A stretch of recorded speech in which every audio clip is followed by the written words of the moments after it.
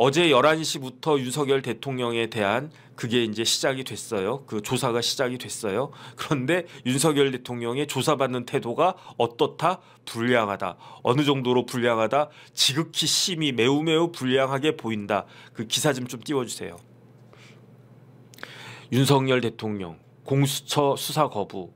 어제 그 충분한 얘기. 오늘 오후에 나오라고 했는데 오늘도 안 나갔다는 이야기고, 어제 충분히 이야기했다. 그 다음에 오늘도 나오라고 했는데 오늘도 안 나가겠다. 이렇게 이야기하는 거예요. 그 조사받는 태도가 왜 저렇게 불량하냐? 대통령이 이런 이야기가 들 수가 있어요. 전날 진술 거부. 오늘도 공수처에 비협조. 이런 내용이 나오고, 어제 어떻게 조사를 받았는지 그 신문 기사 좀 띄워주세요.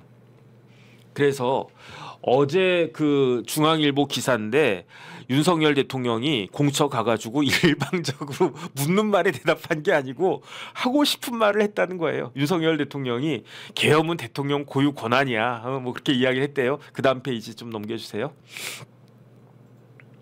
그래서 발언의 요지는 윤 대통령이 지난 12월 12일 대국민 담화 때와 크게 다르지 않은 것으로 전해졌다.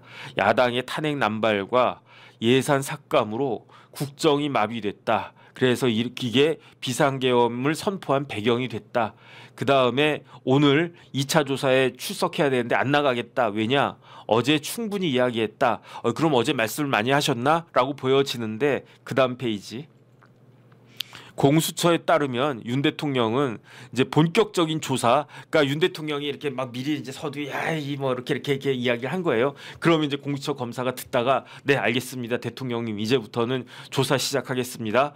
그 대통령님 이름을 말해주세요라고 했는데 본격적 조사에서 이름, 생년월일, 주소 이런 걸 묻는 거를 인정신문이라고 하거든요. 그러니까 호구조사하는 거예요. 어떤 사람인지 그걸 인정신문이라고 하는데 인정신문부터 이야기를 안 했다는 거야. 그때부터 진술 그 거부권을 행사했다는 거야. 이름 뭐예요?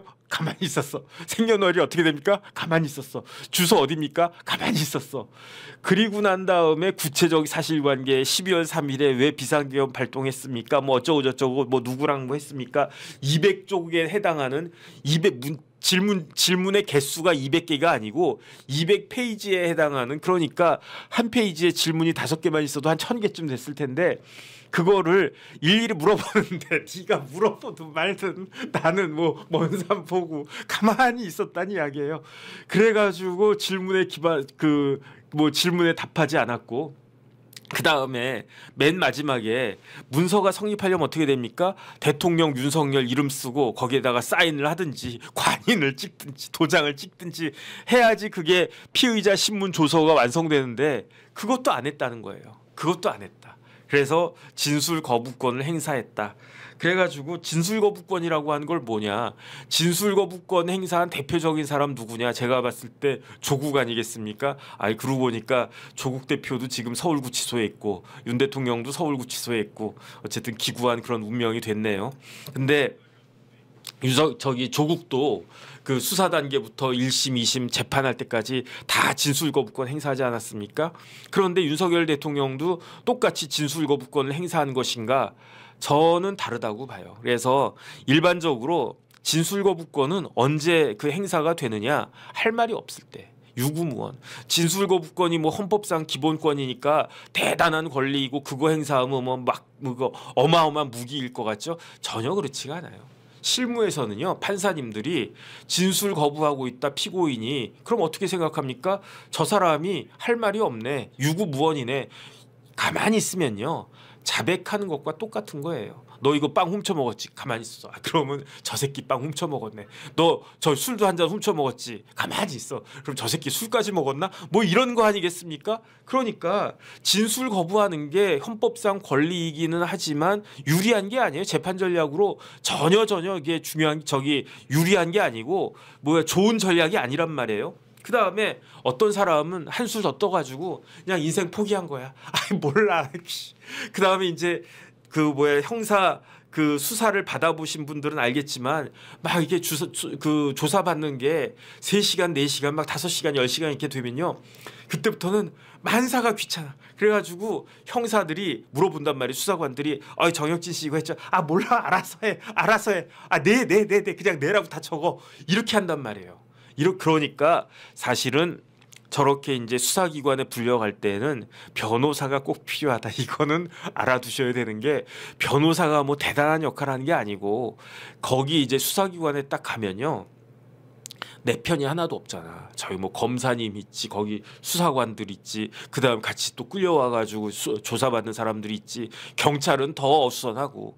그런데 다 내 적 같고 그다음에 다 남의 편 같고 내 편이 하나도 없는데, 그때 옆에 변호사라도 한 명 앉아 있으면, 어리버리한 저 같은 변호사라도 앉아 있으면 심리적으로 조금 위안되지 않겠습니까? 그다음에 변호사가 입회해야 될 가장 중요한 이유는 뭐냐면요.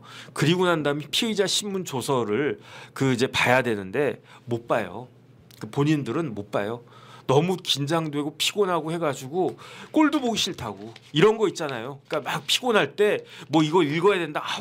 꼴도 보기 싫어. 이렇게 된다고요. 그러면 그거를 대신 읽어주고 체크해주고 할 사람이 필요한데 그게 변호사다. 그런데 윤석열 대통령이 진술거부권을 행사한 게 유구무원이기 때문인가? 전 아니라고 보거든요. 그다음에 뭐 자포자기했기 때문인가? 그거 아니라고 보거든요. 그러면 윤석열 대통령은 왜 진술거부권을 행사했는가? 첫 번째가 아니고 딱 하나, 이유는 딱 하나예요. 공수처가 수사할 권한이 없으니까.